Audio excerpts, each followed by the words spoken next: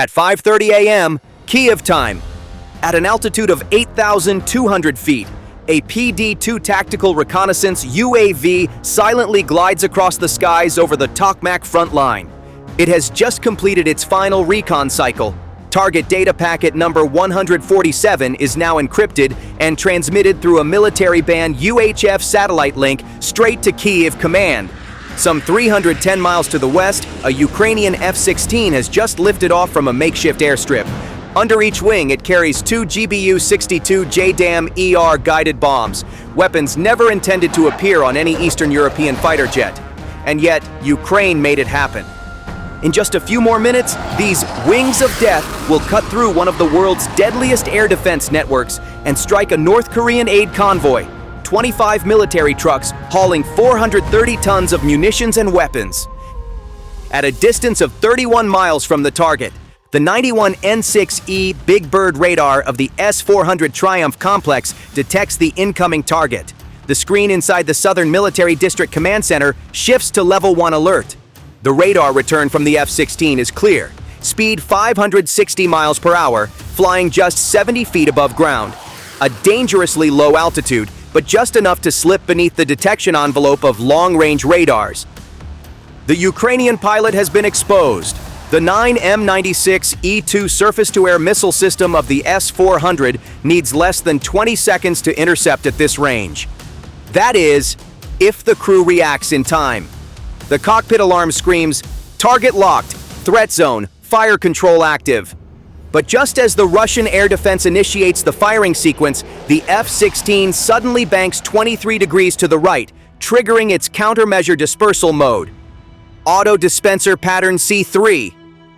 A trail of chaff strips, tiny carbon-coated metal flakes that absorb radar waves, shoots out, forming a layered interference cloud stretching over 2,950 feet behind the jet.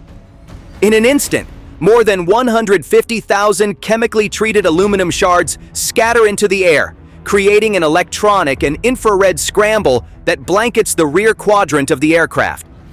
Simultaneously, 4 BOL-IR Mach 3 flares are released in a radial pattern, spinning rapidly and igniting a chemical compound that burns at over 3,600 degrees Fahrenheit. Not hot enough to burn the airframe, but more than enough to deceive the infrared seeker on the inbound 9M96E2 missile from the south.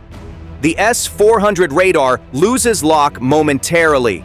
The control center screen reads, "Signal scatter, decoy trail detected, awaiting reacquisition." However, the second missile, launched from a Buk M3 battery near Novokakhovka, is still inbound, traveling at Mach 3.2. The F-16 dives to just 55 feet, hugging the Inhulets River, flying deep within the radar dead zone of medium-range systems. The pilot flips the DIRCM override switch, activating the directional infrared countermeasure system, which guides the flares directly toward the approaching missile. The final flare spirals outward, glowing like a miniature sun, and detonates just ahead of the missile's nose, tricking its seeker into thinking it has scored a hit, switching it into proximity detonation mode. The explosion occurs precisely 850 feet from the aircraft. The shockwave ripples across the jet's paintwork, vibrating the entire frame, but causes no damage. The F-16 survives. Inside the cockpit, the pilot exhales deeply. Heart rate drops from 162 to 127 beats per minute. Just 22 seconds remain until bomb release. After the first salvo of 9M96E2 missiles fails, the Russian air defense grid switches to dispersed defense configuration. The target is no longer the fighter jet, but the bombs it's about to release radar-evading munitions carrying pinpoint explosive payloads. 2 Buk M3 systems, stationed 18 miles away, reposition, each moving 2,600 feet to avoid being geolocated. Each system is now in autonomous combat mode, dividing coverage along the east-west axis, defending airspace around the Antonivsky Bridge within a 28-mile radius. The 9S-36M fire control radar of each Buk M3 is switched to beam-narrowed tracking, a super-tight scan mode that locks onto micro-Doppler signatures from winged, engineless gliders. In this configuration, the radar can detect irregular movements at speeds of 620 miles per hour below 3,900 feet altitude. Each Buk M3 is preloaded with two 9M 317M missiles, set to tail lock onto bombs using course coordinates from the S-400's outer ring radar. All systems are in launch-ready mode, waiting for the bombs to show. The decisive moment has arrived. At 55 feet altitude, the F-16A tears along the river. At 7.9 miles from the target, the HUD flashes. PBR reached. Arm on. Release in 3, 2, 1. The F-16 pitches its nose up by 7 degrees, climbing to 128 feet. Just enough clearance for the JDAM-ER to initiate flight without colliding with uneven terrain. Two GBU 62 JDAM-ERS detach from their wing pylons with a clean mechanical push, as smooth as a knife through silk, each weighing 1,000 pounds. Drop angle, 7 degrees relative to fuselage axis. Initial release speed, 538 miles per hour. Initial trajectory, low and gliding. Immediately after release, winglets unfold from each JDAM-ER body. Military-grade guidance systems activate. The two JDAMs flew in a spearhead formation, offset by 4 degrees, creating a 32 square meter strike envelope. Each bomb locked precisely onto its own designated point within the convoy. The first bomb targeted the coordinate anchor of the KN-23 missile transport trucks, moving near the center of the formation. The second bomb targeted the tail of the convoy, where 6 Koksan 170mm artillery carriers had just stopped to refuel. Inside the cockpit, infrared mode activated, FLIR fully online. On the F-16's cockpit display, a long chain of white-hot blocks burned against the cold ground. 25 military transport vehicles crossing the Antonovsky Bridge, moving northwest, just leaving the Russian-controlled southern bank. The infrared camera feed returned to the command center in razor-sharp clarity. Each vehicle radiated intense heat, evidence of high-powered diesel engines running at full load, with several trucks showing heat signatures from the cargo deck, indicating heavy payloads that could include heat-sensitive materials, explosives. AI recognition models confirmed the targets.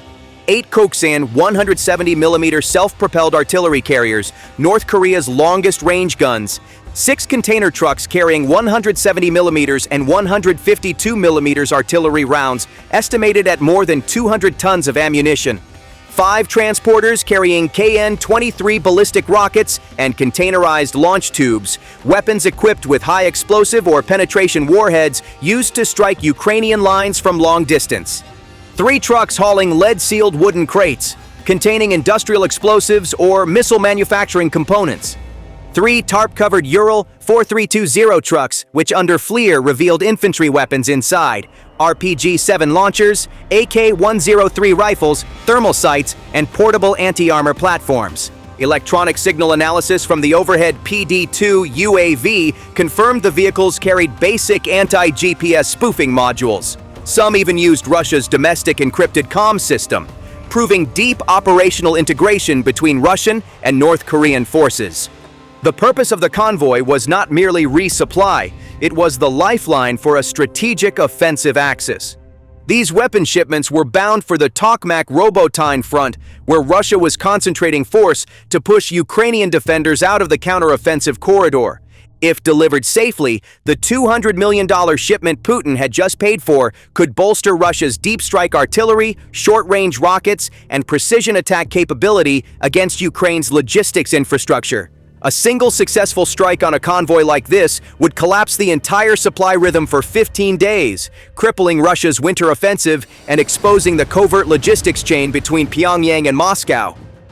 At this moment, inside Russia's Fire Control Command Center, an alert blared, low RCS object detected, trajectory 315 degrees, speed 540 miles per hour, confirmed glide bombs. But it was already too late to coordinate an accurate intercept.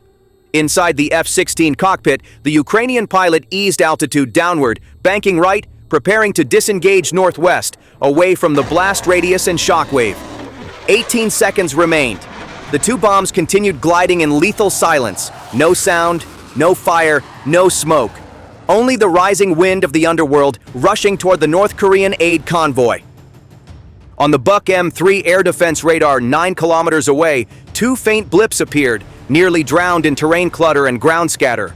The fire control squad hastily transmitted the launch order. Two 9M317M interceptors ignited, hugging a low-altitude trajectory at nearly Mach 3, but the radar needed an additional 3.2 seconds to distinguish the targets as glide bombs instead of low-flying UAVs.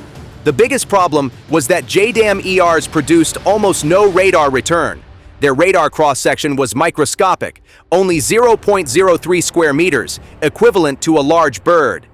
Interceptor missile number 1 went blind temporarily after losing lock inside the clutter band, soared too high, then self-destructed mid-air to prevent friendly damage. Interceptor missile number 2 acquired the target, but when it closed to 1,650 feet from the JDAM, its active radar seeker was fooled by a false return signal emitted by a cluster of corner reflectors Ukraine had deployed 20 seconds earlier. It veered sharply off course, lost lock, and slammed into a small hill, erupting into a meaningless white plume. Russia's air defense coordination hub at the north bank of the Dnipro officially lost all interception capability. Less than 4 seconds remained before the first bomb hit. On Russia's monitoring screens, the warning, "Glide bombs on terminal phase, no lock," flashed bright red. There was no longer any way to intervene. And then, the two JDAM-ERs, each weighing over 2,000 pounds, plunged toward the M14 highway where the North Korean convoy was crawling forward in a dispersed formation. The first bomb struck vehicle number 13, the container truck carrying KN-23 launch tubes, the guided rockets Russia had ordered from Pyongyang to reinforce its tactical artillery. The second bomb punched through the hull of vehicle number 21, a Kamaz truck carrying liquid industrial explosives used for semi-penetration warheads or high-altitude fusing charges. The first blast looked like a miniature asteroid impact. The explosives inside the KN-23 truck ignited from the JDAM's thermo-penetrative effect, producing a mushroom-shaped fireball nearly 200 feet tall. The container truck's chassis was torn into hundreds of steel fragments, hurled forward like long-range saw blades, slicing through vehicles number 12, number 11, and number 10. The second explosion erupted 0.8 seconds later, but its destruction was even more apocalyptic. The gel-based industrial explosive inside detonated in a chain reaction, producing not a fuel fire, but a pillar of white-hot plasma-like flame, incinerating all 5 vehicles at the rear. Ukraine's 7th Air Brigade Operations Center confirmed a total of 26 out of 28 vehicles had been completely destroyed. Estimated damage, more than $200 million. Just 12 seconds after the second JDAM detonated, Russian ground radar at Melitopol began registering signals from a MiG-31BM flight scrambled out of Krimsk. The 2 MiGs had launched more than 5 minutes late due to a data link fault and initial misidentification. By the time their radar caught the F-16's trace, the JDAMS had hit, the convoy was gone, and the Ukrainian F-16 was already aggressing at ultra-low altitude, just 30 feet above ground, heading northwest. Behind it, the Earth was still burning, rocket warheads cooking off in the heat like deadly New Year's firecrackers. A black column nearly 700 feet tall rose into the sky, recorded by commercial LEO satellites just 5 minutes later.